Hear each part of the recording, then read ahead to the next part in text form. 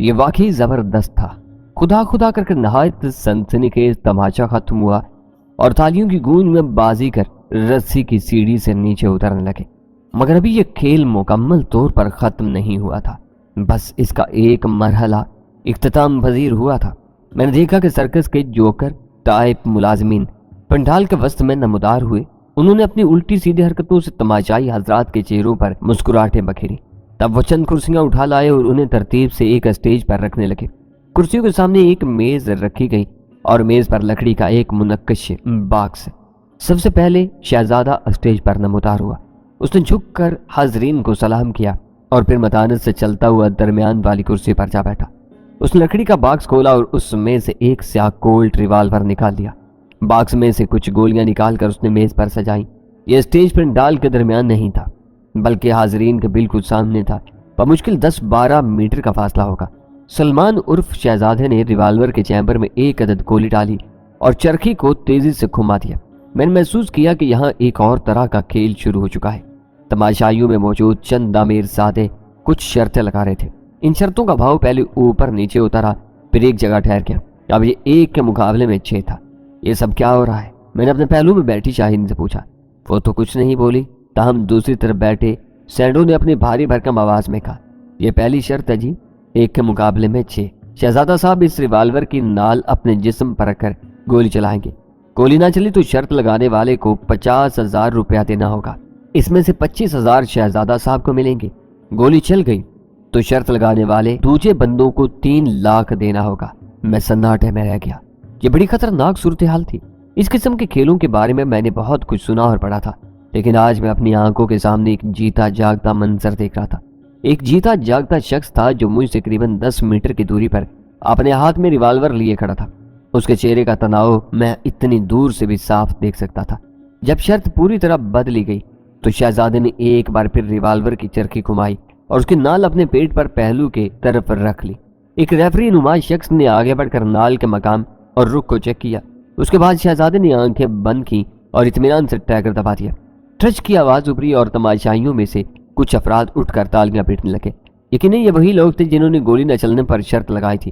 سلیمان عرف شہزادہ بھی ایک طویل سانس لے کر کھڑا ہو گیا اور اس نے تماشائیوں کی طرف دیکھ کر کورنچ بجایا۔ تب وہ دوبارہ کرسی پر بیٹھ گیا۔ اب شرط کا دوسرا مرحلہ شروع ہوا۔ اس میں ریوالور کے چیمبر میں 2 گولیاں ڈالی گئی۔ ایک بار پھر شرط باندھنے کا سلسلہ شروع ہوا۔ 15-20 نوجوانوں کی 2 ٹولیاں تھیں جو آگے بڑھ بڑھ کر بول رہی تھیں۔ ان کے انداز سے پتہ چلتا تھا کہ وہ نئے نہیں ہیں، پہلے بھی اس پرخطر کھیل کو انجوائے کرتے رہے۔ اس مرتبہ شرط کا ریٹ 1.25 اور 3 کا تھا۔ جو شرطیں لگی تھیں ان کے مطابق گولی نہ چلنے کی صورت میں قریباً 1 لاکھ ادا کیے جانا تھے اور چلنے کی صورت میں 2,40,000۔ گولی نہ چلتی تو پھر لاکھ میں سے 50,000 روپے شہزادے کو مل جانے تھے۔ شہزادے نے دونوں گولیاں حاضرین کو دکھانے کے بعد چرخی کے خانوں میں آمنے سامنے ڈالی تھی اور چرخی کو اچھی طرح گھما دیا تھا۔ سنسنی ایک بار پھر عروج پر پہنچ گئی۔ دھڑکنیں زیر و زبر ہونے لگی۔ آخری عمل کرنے سے پہلے شہزادے نے حاضرین کی فرمائش پر اپنی قمیص اور بنیان اتار دی۔ اس کا کثرتی جسم ٹیوب لائٹ کی روشنی میں دمکنے لگا۔ تاہم مجھے اس کے پہلو میں ایک گول سیاہ داغ بھی نظر آیا۔ اس سے اندازہ ہوا کہ وہ اس کھیل کے دوران میں ایک بار پہلے گولی کا شکار ہو چکا ہے۔ حاضرین کی طرف بغور دیکھنے کے بعد شہزادے نے ریوالور کی نال کو اپنے پہلو میں مقررہ مقام پر رکھ دیا۔ اگر اس کو گولی لگ گئی تو کیا ہوگا؟ میں نے سرسراتی آواز میں سینڈو سے پوچھا۔ یہاں ایک ڈاکٹر موجود ہے جی، اور دوا دارو کا سامان بھی، سینڈو نے سرگوشی کی۔ گولی لگ گئی تو دوا دارو سے کیا ہوگا؟ سینڈو کے بجائے شاہین بولی۔ یہاں اس کو فرسٹ ایڈ دیں گے، پھر گاڑی پر قریب کے اسپتال لے جائیں گے۔ سارا انتظام پہلے سے موجود ہوتا ہے۔ پنڈال میں ایک بار پھر گہری خاموشی چھا گئی تھی۔ شہزادے نے انگلی ٹریگر پر رکھی اور پھر آنکھیں بند کر کے ٹریگر دبا دیا۔ ایک بار پھر ٹرچ کی آواز ابھری اور تالیوں کے شور سے پنڈال گونج گیا۔ ٹریگر دبنے کے فوراً بعد ہی کیش وغیرہ کا تبادلہ کر لیا گیا۔ سلیمان عرف شہزادے کے حصے کی رقم فوراً اس کو دے دی گئی تھی۔ سرکس کا اسسٹنٹ مینیجر عباس اپنی جگہ سے کھڑا ہوا اور حاضرین کے سامنے پہنچ گیا۔ اس نے اناؤنسمنٹ کرنے کے انداز میں کہا، ہمیشہ کی طرح آپ معزز حضرات میں سے کوئی اگر اس کھیل میں حصہ لینا چاہے تو وہ یہاں آ سکتا ہے۔ کھیل کے اصول آپ سب جانتے ہیں۔ تماشائیوں میں چہمگوئیاں شروع ہوئیں۔ قریباً 1 منٹ کی اضطرابی کیفیت کے بعد لمبے بالوں والا ایک نوجوان اسٹیج پر آ گیا۔ اس کے چہرے پر زخموں کے 1-2 پرانے نشان اس کی گرم مزاجی کو ظاہر کرتے تھے۔ اس نے جینز اور سیاہ جیکٹ پہن رکھی تھی۔ اس کے لباس اور شکل و صورت سے آیا تھا کہ وہ کھاتے پیتے گھرانے سے ہے۔ وہ اطمینان سے آ کر کرسی پر بیٹھ گیا اور اپنے ساتھیوں کی طرف دیکھ کر مسکرانے لگا۔ उसके हरकत और सकनात से पता चलता था कि वो इससे पहले भी इस खेल में हिस्सा ले चुका है। यकीनन ये सब कुछ थ्रिल और ड्रामे के लिए था, वरना ऐसे नौजवानों को पैसे की क्या कमी हो सकती थी। उस लड़के ने भी अपने लिए 2 गोली वाला खेल चुना। 2-3 मिनट के अंदर एक बार फिर शर्त बांधने वाला अमल हुआ। इस मर्तबा भी रेट तकरीबन वही था। जवारियों ने अपनी अपनी रकूम असिस्टेंट मैनेजर अब्बास के सामने टेबल पर रख दी। लंबे बालों वाले नौजवान ने चरखी घुमाकर रिवाल्वर की नाल कायदे के मुताबिक अपने पहलू पर रखी और ट्रैकर दबा दिया। एक धमाके से गोली चली। हाजरीन चिल्ला उठे। लंबे बालों वाले नौजवान के हाथ से रिवाल्वर छूट गया और वो ऊंधे मुंह सामने मेज पर गिरा। उसकी कराह दूर तक सुनाई दी थी। मुलाजिमीन जो पहले से तैयार थे दौड़कर जख्मी तक पहुंचे। उसे स्ट्रेचर पर लिटाया गया और स्ट्रेचर उठाकर एक अंदरूनी दरवाजे की तरफ बढ़ गए। जख्मी तकलीफ की शिद्दत से बल खा रहा था। उसके पहलू से निकलने वाला खून स्टेज पर एक लकीर की सूरत में दिखाई देने लगा। सब हाजरीन अपनी जगहों से खड़े हो गए थे। ताहम ये सारा इज़्तिराब सिर्फ 3-4 मिनट के अंदर खत्म हो गया। स्टेज पर खून के धब्बे तेजी से साफ कर दिए गए। कुछ देर बाद यूं लगने लगा जैसे यहाँ कभी कुछ हुआ ही नहीं। अब मैंने देखा कि इमरान खुद स्टेज पर नमूदार हुआ है। वो अभी तक बाजीगरी वाले कास्ट्यूम में था और दिलकश दिखाई देता था। वो मेज के पीछे उस कुर्सी पर जाकर बैठ गया जहाँ से 3-4 मिनट पहले खुजका नौजवान को स्ट्रेचर पर डालकर ले जाया गया था। कितनी जल्दी हुआ था वो सब कुछ। सिर्फ 8-10 मिनट पहले वो लड़का अपने साथियों के साथ तालियां बजा रहा था और हल्ला गुल्ला कर रहा था और अब कोई गाड़ी उसे तेज रफ्तारी के साथ अस्पताल की तरफ ले जा रही थी। जिस कुर्सी से वो उठकर गया था वहां अब मुस्कुराते चेहरे वाला इमरान बैठा था। एक बार फिर शर्तें बांधने का अमल शुरू हुआ। अब इस अमल में पहले से ज्यादा सनसनीखेजी और जोश पाया जा रहा था। जल्दी मुझे इस इजाफी जोश की वजह मालूम होगी। सैंडो के जरिए मुझ पर इंकशाफ हुआ कि इमरान भाई 3-6 का खेल खेलेंगे। 3-6 के खेल से मुराद ये थी कि 3 खाने खाली, 3 खानों में गोलियां। मैंने इमरान का मुस्कुराते चेहरे को देखा और मुझे लगा कि मैं उसे मजीद मुस्कुराता नहीं देख सकूंगा। ये बेवकूफ़ी की हद थी, दिलेरी का मुजाहरा था। कुछ देर पहले उसने मुझसे कहा था कि वो भी मौत को ढूंढता फिर रहा है, लेकिन उसकी तलाश का अंदाज जरा मुख्तलिफ है। इसके अलावा वो अपनी मौत का इल्जाम अपने सर लेने का ख्वाहिशमंद भी नहीं है। उसने ये अल्फाज गैर संजीदगी से कहे थे, ताहम अब अंदाजा हो रहा था कि इतने गैर संजीदा भी नहीं थे। हिसाब बिल्कुल साफ था। इमरान के बचने का इम्कान 50% और गोली लगने का इम्कान भी 50% था। हाज़रीन आगे बढ़ बढ़कर शर्तें लगा रहे थे। हर चेहरा सनसनी की आवाज का बना हुआ था। एक लम्हे के लिए मेरी नज़र इमरान की नज़र से मिली। वो जैसे खामोशी की जुबान में कह रहा था, बताओ मज़ा आ रहा है या नहीं। उसकी दिली कैफियत के बारे में तो यकीन से कुछ नहीं कहा जा सकता था, ताहम उसका चेहरा हस्बे मामूल मुस्कुरा रहा था। वो बड़े एतमाद के साथ रिवाल्वर हाथ में लिए अपनी जगह पर बैठा था। अभी कुछ देर पहले तक मुझे शक था कि शायद इस खेल में कोई घपला वगैरह किया गया होगा। हो सकता है रिवाल्वर में नकली गोलियां हो या खिलाड़ी ने अपने लिबास के नीचे कोई जैकेट वगैरह पहन रखी हो, मगर ये दोनों शकूक अभी थोड़ी देर पहले गलत साबित हो गए थे। यहाँ पर असली गोली चली थी और अभी थोड़ी देर पहले सुलेमान उर्फ शहजादे ने अपने खेल में अपनी कमीज भी उतार कर दिखा दी थी। शहजादे से तो लोगों ने कमीज उतारने की फरमाइश की थी, मगर इमरान ने बगैर फरमाइश के अपना बालाई लिबास उतार दिया। उसका नाहयत मजबूत और सडोल जिस्म दावत नजारा देने लगा। शर्तें बांधने की गर्मा गर्मी में करीबन 10 मिनट सर्फ हुए। देखते ही देखते अब्बास के सामने रखी टेबल पर कंसी नोटों का छोटा सा ढेर लग गया। ये 3.5 और 2.5 का रेट था। गोली चलने की सूरत में करीबन 7 लाख रुपए अदा किए जाने थे, जिसमें से अंदाजन 3 लाख रुपए इमरान की जेब में जाने थे। गोली न चलने की सूरत में 5 लाख मुखालिफ ग्रुप को अदा कर दिए जाने थे। करीबन 3 लाख रुपए की खातिर इमरान जिंदगी और मौत का खेल खेल रहा था। वो अपनी जान को अपने हाथ से दांव पर लगा रहा था। मुझे लगा कि ये कुछ इसी तरह का मामला है जिस तरह लोग रकूम हासिल करने के लिए अपने जिस्मानी अज़ा गुर्दे वगैरह सर्जनों के हवाले कर देते, लेकिन इन मामलात में सिर्फ ज़रूरत पेश नज़र होती है। यहाँ तफरीह और सनसनी खेजी का अमल दखल भी था। मुझे लगा कि मेरी हथेलियाँ पसीने में तर हो गई हैं। दिल की धड़कन बहुत तेज हो चुकी थी। रेफरी नुमा शख्स ने आगे बढ़कर मुआयना किया कि इमरान ने रिवाल्वर की नाल अपने पहलू में दुरुस्त मकाम पर रखी है या नहीं। फिर मुतमईन अंदाज में सर हिलाया। वो पीछे हट गया। पंडाल में मौत का सा सुकूत छा गया था। इमरान ने उंगली ट्रैगर पर रखी और आंखें बंद कर ली। पंडाल में मौजूद हर पर्द पत्थर की तरह साकत था। रिवाल्वर के 3 खानों में गोलियां थीं और 3 खाने खाली थे। अब चैम्बर के सामने कौन सा खाना था, अब क्या होने वाला था, ये आने वाले लम्हों में मालूम होना था। एक जोरदार धमाका या ट्रच की आवाज और फिर इमरान ने ट्रैगर दबा दिया। बहुत से लोग उठकर खुशी से नाचने लगे। रिवाल्वर से गोली नहीं चली थी। कई अफराद स्टेज पर चढ़ गए। उन्होंने इमरान को गले लगाया और अपने जोशो खरोश का इजहार किया। शर्त हारने वाले अफराद भी कुछ ज्यादा मायूस नहीं थे। उनके लिए भी शायद पैसे से ज्यादा सनसनी और तहायुर का उनसर अहम था।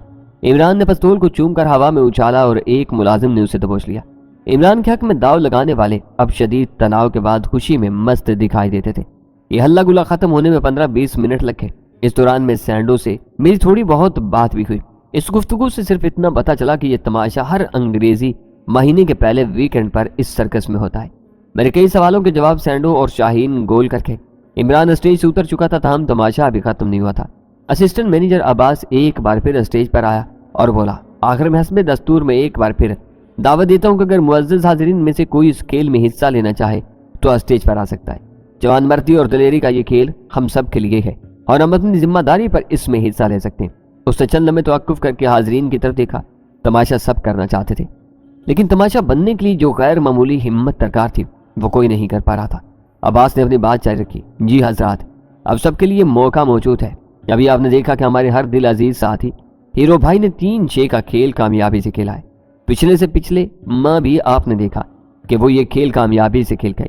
اگر 3-6 کھیلا جا سکتا ہے تو 1-6 اور 2-6 کیوں نہیں کھیلا جا سکتا؟ عباس کی تقریر کے نتیجے میں ایک اور نوجوان اسٹیج کی طرف بڑھا، لیکن پھر ایک دوسرا شخص جو غالباً اس کا بڑا بھائی یا چچا وغیرہ تھا اسے کھینچ کر واپس لے گیا۔ اسی دوران میں عمران میرے ساتھ والی نشست پر آ کر بیٹھ گیا تھا۔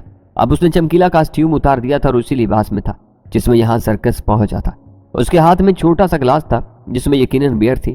اس کے لیے شاہین نے اپنی جگہ خالی کر دی تھی۔ 3-6 کے کھیل کی وجہ سے شاہین کا رنگ ابھی تک زرد تھا اور پیشانی پر ہلکا سا پسینہ نظر آ رہا تھا۔ وہ شکوہ کناہ نظروں سے عمران کو دیکھ رہی تھی۔ عمران اس کی طرف دیکھنے کے بعد مجھ سے مخاطب ہوا، یار تابش، یہ جو گرل فرینڈز اور بیویاں ہوتی ہیں نا، یہی بندے کو اوپر لے جاتی ہیں اور نیچے بھی گراتی ہیں۔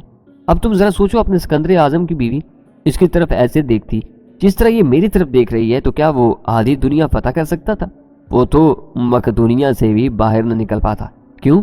میں غلط تو نہیں کہہ رہا نا؟ اور وہ اپنا جارج میلوری جس نے ماؤنٹ ایوریسٹ سر کی، اس کے بارے میں کیا خیال ہے؟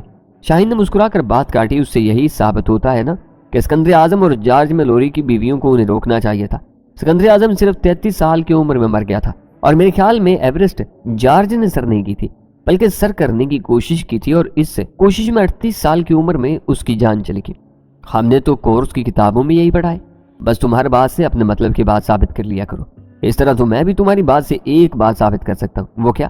تم نے خود کو کم از کم میری بیوی یا گرل فرینڈ تو مان ہی لیا۔ وہ بتیسی نکال کر مسکرا، تم سے بات کرنا ہے فضول ہے۔ وہ اپنے تراشیدہ بال جھلاتی ہوئی پچھلی نشستوں پر جا بیٹھی۔ عمران اپنے خاص انداز میں میری طرف جھکا اور میرا کندھا دبا کر بولا، یار یہ ساری لڑکیاں ایک جیسی ہوتی ہیں، ان کی باتوں پر نہیں جانا چاہیے۔ میں نے کوئی جواب نہیں دیا۔ وہ بات جاری رکھتے ہوئے بولا، لیکن سارے لڑکے اور نوجوان ایک جیسے نہیں ہوتے، جیسے ماں بدولت یعنی میں تمہیں بڑے پتے کی باتیں بتا سکتا ہوں۔ میں سمجھا نہیں، میں نے بیزاری سے کہا۔ وہ اسٹیج پر رکھی کرسیوں کی طرف اشارہ کرتے ہوئے بولا، ایک ٹرائی تم بھی کرو۔ کیا مطلب ہے تمہارا؟ دیکھو، کندم کی گولیوں سے تو 100% اوپر کا ٹکٹ کٹ جاتا ہے۔ اس کھیل میں تو بہت سا چانس ہے۔ اس کا لہجہ مانی خیز تھا۔ کیا بکواس کر رہے ہو؟ میری بیزاری کچھ اور بڑھ گئی۔ چلو زیادہ نہیں تو 1-6 کھیل لو، قسم سے مزہ آ جائے گا، جیب علیحدہ گرم ہوگی۔ تھوڑی سی ہمت کرو یار۔ اس نے پھر میرا کندھا دبایا۔ میں اسے کوئی سخت سا جواب دینے جا رہا تھا مگر اچانک میرے اندر پھل جھڑی سی چھوٹ گئی۔ مجھے آج صبح پیش آنے والے سارے اذیت ناک واقعات یاد آ گئے اور مجھے لگا کہ میرے لیے عمران کی بات ماننا کوئی زیادہ مشکل بھی نہیں ہے۔ ایک خانے میں گولی، 5 کھانے خالی۔ گولی چلنے کا امکان بہت کم تھا اور اگر چل بھی جاتی تو کیا ہوتا؟ اس ساری ناقابل برداشت صورتحال سے نجات مل جاتی۔ ساری نارسائیاں، مجبوریاں اور بیچارگیاں میرے ساتھ ہی ایک پرسکون اندھیرے میں چھپ جاتی۔ ایک پرسکون اندھیرا جو زندگی کی سرحد سے آخری سرے پر مجھے آواز دے رہا تھا۔ یکدم مجھے لگا کہ یہ کھیل کھیلنا میرے لیے کچھ زیادہ دشوار نہیں ہے۔ عمران بغور میرے تاثرات دیکھ رہا تھا۔ اس نے میری ہمت بندھائی۔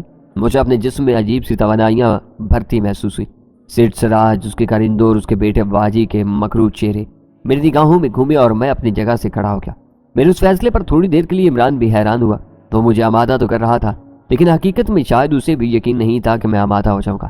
حاضرین میں سے کئی ایک مڑ کر میری طرف دیکھنے لگے۔ کچھ دیر بعد میں ایک عجیب سی کیفیت کے زیر اثر اسٹیج پر موجود تھا۔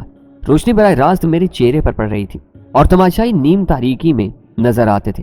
ایک عدد اسپاٹ لائٹ میز کے اوپر تھی، چاند سیاہ پستول اور اس کی گولیاں رکھی تھی۔ سینما ہال کے اندر میں نے جو سکون بخش گولیاں چبائی تھی ان کا اثر ابھی تک حواس پر موجود تھا۔ میں ہاتھ پاؤں میں ہلکا سا بھاری پن محسوس کر رہا تھا۔ شرطیں باندھنے کا عمل ایک بار پھر شروع ہوا۔ عباس کے سامنے رکھی میز پر کرنسی نوٹ حرکت کرنے لگے۔ شرط کا ریٹ سب سے پہلی شرط والا یعنی 1-6 ہی رہا مگر رقم تھوڑی سی بڑھ گئی۔ یعنی گولی نہ چلنے کی صورت میں 60,000 کی ادائیگی ہونی تھی، جس میں سے 30,000 سیدھے میری جیب میں آنے تھے۔ گولی چلنے کی صورت میں مخالف پارٹی نے 3,60,000 روپے دوسری پارٹی کو ادا کرنے تھے۔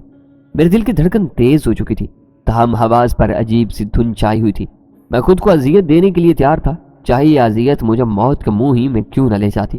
ایک چھوٹا سا کاغذ لایا گیا جس پر کچھ لکھا تھا اور مجھے دستخط کرنے تھے، تاہم عمران آڑے آیا اور اس نے کاغذ لانے والے کو اپنی ضمانت دے کر واپس بھیج دیا۔ میرا منہ بالکل خشک ہو چکا تھا، یوں محسوس ہوتا تھا کہ زبان تالو سے چپک رہی ہے۔ ایک لمحے کے لیے دل میں آیا کہ واپس چلا جاؤں، مگر جہاں تک پہنچ گیا تھا وہاں سے واپس جانا بھی ممکن نہیں تھا۔ میں نے میز پر رکھی ایک گولی اٹھائی اور اسے سب کے سامنے ریوالور کے چیمبر میں رکھ دیا۔ ریوالور کو بند کر کے میں نے اس کی چرخی کو 3-4 بار زور سے گھمایا اور پھر اسے پیٹ کی دائیں سائیڈ پر رکھ دیا۔ ریفری نے آگے آ کر بیرل کی پوزیشن درست کی اور چند قدم پیچھے ہٹ گیا۔ تماشا دیکھنا اور بات ہوتی ہے، تماشا بننا اور بات۔ بے شک چیمبر میں صرف ایک گولی تھی، تاہم مجھے یہی لگ رہا تھا کہ یہ گولی فیمر کے سامنے آئے گی اور ایک دھماکے سے میرے پیٹ میں چلی جائے گی۔ میں اس اذیت کو تصور میں لانے کی کوشش کر رہا تھا جو گولی کے پیٹ میں گھسنے سے مجھے محسوس ہونے والی تھی۔ ایک بار پھر میں نے سیٹھ سوراج کا منحوس چہرہ اپنی نگاہوں کے سامنے کیا اور اجانی انداز میں ٹریگر دبا دیا۔ ٹرچ کی فرد بخش آواز کانوں سے ٹکرائی اور مجھے قرب و جوار گھومتے ہوئے محسوس ہوئے۔ چرچ جیتنے والے لوگ خوشی سے جھومنے لگے۔ ان میں سے 2-4 کے بازوؤں میں کال گرز ٹائپ لڑکیاں بھی نظر آ رہی تھی۔ یہ لڑکیاں ان کے ساتھ نہیں آئی تھیں بلکہ یہیں سے فراہم کی گئی تھی۔ جیت کی خوشی میں ایک لڑکے نے اپنی ساتھی لڑکی کو آغوش میں بھینچ کر چٹا چٹ کئی بوسے لیے اور آوازیں بلند کرنے لگا۔ اس کے ساتھی نے ڈانس شروع کر دیا اور پھر ڈانس کرتے کرتے اسٹیج پر آ کر مجھے تھپکی تھی۔ قریباً 2 منٹ کے اندر ہی پورے 30,000 روپے کے کرارے نوٹ میری جیب میں پہنچ گئے۔ عمران نے اسٹیج پر آ کر میری پیٹھ تھپکی۔ ویل ڈن جگر، دیکھو تم ایک دم کماؤ پوت بن گئے ہو۔ میں خاموش رہا۔ اس نے ایک بار پھر میرا کندھا تھپکتے ہوئے کہا، بس یا اور کھیلو گے؟ اس کے پوچھنے کا انداز بالکل رسمی تھا، یقیناً وہ جانتا تھا کہ میں اور نہیں کھیلوں گا، اس لیے میں نے جو جواب اسے دیا اس نے عمران کو ششتر کر دیا۔ میں نے کہا اگر تم چاہتے ہو تو اور کھیل لیتا ہوں۔ کیا؟ ارے کیا کہہ رہے ہو؟ وہی جو تم سن رہے ہو۔ میں نے بدستور مدھم لہجہ میں کہا، اگر تم چاہتے ہو تو میں ایک بار 2 گولی کے ساتھ کھیلنا چاہتا ہوں۔ زبردست، خوش کر دیا جانے جگر۔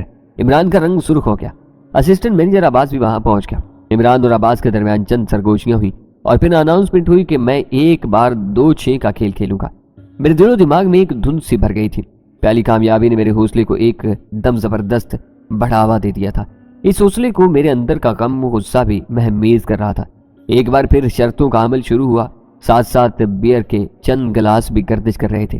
سگریٹوں کا دھواں اور الکوہل کی بو میرے نتنوں تک بھی پہنچ رہی تھی۔ میں نے ریوالور کھول کر اس میں ایک اور گولی ڈالی۔ کھیل کے ضابطے کے مطابق یہ گولی 2 خانے چھوڑ کر ڈالی گئی، یعنی دونوں گولیاں آمنے سامنے تھیں۔ چیمبر کو بند کر کے میں نے لرزتے ہاتھوں سے چرخی کو 3-4 بار گھمایا اور تیار ہو گیا۔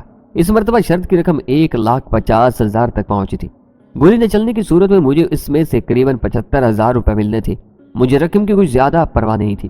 میرا اصل مسئلہ میرے اندر کا شدید اضطراب اور انتشار تھا، جس سے میں کسی صورت پیچھا چھڑانا چاہتا تھا۔ میری ہتھیلیوں پر پسینہ آ رہا تھا اور منہ ایک بار پھر خشک لکڑی کی طرح ہو گیا تھا۔ دل کی رفتار بے حد تیز تھی۔ ریفری نمائ شخص کی ہدایت پر میں نے ریوالور کے نال کو پیٹ کے مقررہ جگہ پر رکھا اور انگلی ٹریگر پر جما دی۔ میں حیرت سے سوچ رہا تھا کہ دیکھتے ہی دیکھتے کس مقام پر پہنچ گیا ہوں۔ یہی وقت تھا جب اسسٹنٹ مینیجر عباس مجھے غور سے دیکھتا ہوا اسٹیج پر چڑھا۔ اس نے اعلان کرنے والے انداز میں کہا، حضرات ہم یہاں حسب دستور کھیل میں تھوڑی سی مزید دلچسپی پیدا کرتے ہیں۔ تابع صاحب چرخی کو گھما چکے ہیں، اب یہ دوبارہ نہیں گھما سکتے، کوئی بھی نہیں گھما سکتا۔ اس شرط میں سے تھوڑی دیر کے لیے باقی سب لوگ نکل جائیں گے، صرف کھلاڑی تابش اور عمر حیات صاحب رہ جائیں گے۔ عمر حیات صاحب ریوالور دیکھنے کے بعد تابش کو رضاکارانہ طور پر کچھ رقم آفر کریں گے۔ اس رقم کے بدلے تابش کو کھیل یہیں چھوڑنا ہوگا۔ اگر وہ کھیل نہیں چھوڑنا چاہے گا تو پھر پہلے والی شرط بحال ہو جائے گی۔ تو آئیے جناب عمر حیات صاحب، 40-42 سالہ ایک تنومند شخص اسٹیج پر چڑھا ہے۔ وہ کوئی خوشحال فیکٹری آنر ہی لگتا تھا۔ اس نے شلوار قمیص اور واسکٹ زیب تن کر رکھی تھی۔ عباس نے ریوالور میرے ہاتھ سے لیا اور بغیر دیکھے عمر حیات کی طرف بڑھا دیا۔ عمر حیات نے چشمہ لگا کر ریوالور کی چرخی کو چھیڑے بغیر اس کا معائنہ کیا اور عباس کو واپس دے دیا۔ عباس نے اسے میرے پیٹ سے لگایا اور دستہ مجھے تھما دیا۔ عمر حیات کے چہرے پر دبی دبی مسکراہٹ تھی، جیسے وہ اس صورتحال میں انجوائے کر رہا۔ اس کے علاوہ چہرے پر سرخی بھی تھی جو سنسنی کا نتیجہ تھی۔ وہ مجھ سے مخاطب ہو کر بولا، برخوردار تم نئے آئے ہو اور کافی گھبرائے ہوئے بھی ہو۔ تمہاری جان بچانا میرا فرض ہے اور مجھے ہمیشہ یہ کام کر کے خوشی محسوس ہوتی ہے۔ हालांकि पैसे मेरी अपनी जेब से जाते हैं। तो बेटा जी, मैंने देख लिया रिवॉल्वर की नीयत तुम्हारे बारे में एकदम खराब है। बेहतर है कि तुम ये खेल यहीं पर छोड़ दो। जीतने की सूरत में तुम्हें 75,000 रुपए मिलना थे। मैं तुम्हें अपनी जेब से 10,000 रुपए ऑफर करता हूँ। मैं समझ गया कि इस तरह मेरे असाब को टेस्ट किया जा रहा है। बेशक उमर हयात ने रिवॉल्वर को देखा था और रिवॉल्वर की साइड से चरखी को बगौर देखा जाए तो गोली की पोजीशन का अंदाजा हो जाता है, मगर इस बात की कोई गारंटी नहीं थी कि ये शख्स सच कह रहा है। ये सब कुछ सिर्फ थ्रिल बढ़ाने के लिए किया जा रहा था। मैंने इमरान की तरफ देखा, वो नफी में सर हिला दिया। नहीं, मैं खेलना चाहता हूँ। 15,000 उमर हयात ने रजाकाराना ऑफर की। नहीं देखो, बरखुरदार लालच अच्छी चीज नहीं। मेरा ख्याल तो यही है कि मेरी बात मानकर तुम फायदे में रहोगे। जिन्होंने तुम्हारे हक में शर्त लगाई है वो भी तुम्हें दुआएं देंगे। मैंने इमरान की तरफ देखा, उसने नफी में सर हिला दिया। मैंने भी हिला दिया। तुम्हारी कीमती जान बचाने के लिए 20,000। उमर हयात ने बोली देने वाले अंदाज में रकम बढ़ाई। मैंने फिर नफी में सर हिलाया। मान जाओ बच्चे, मान जाओ, ये काम तुम्हें महंगा पड़ने वाला है। मैं तुम्हें जिंदा देखना चाहता हूँ। जिन लोगों ने मेरे हक में शर्त लगा रखी थी वो कोर्स की शक्ल में मुझे मशवरा देने लगे। नहीं नहीं, उमर हयात मजा लेते हुए बोला। अच्छा, तुम्हारी खूबसूरत जवानी की खातिर 5,000 रुपए मजीद। 25,000 रुपए कम रकम नहीं है। एक जबरदस्त डिनर, एक वलायती बोतल और एक गर्मा गर्म लड़की, सब कुछ आ जाएगा इसमें। मुझे ये सब कुछ अच्छा नहीं लग रहा था। मैंने गहरी संजीदगी से कहा, आप मेरी जिंदगी बचाने में जो दिलचस्पी ले रहे हैं इसके लिए आपका बहुत बहुत शुक्रिया, लेकिन मैं अपनी किस्मत आजमाना चाह रहा हूँ। पैसों की कमी पेशी मेरे लिए कुछ ज्यादा अहम नहीं है। दरहकीकत मेरा दिल घबराना शुरू हो गया था।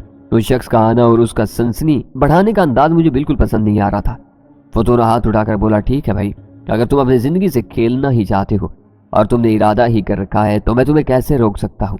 बहरहाल इस मुसीबत से बचाने के लिए मैं तुम्हें एक आखिरी ऑफर कर देता हूँ, और खेल के कायदे के मुताबिक मैं इससे ज्यादा ऑफर कर ही नहीं सकता।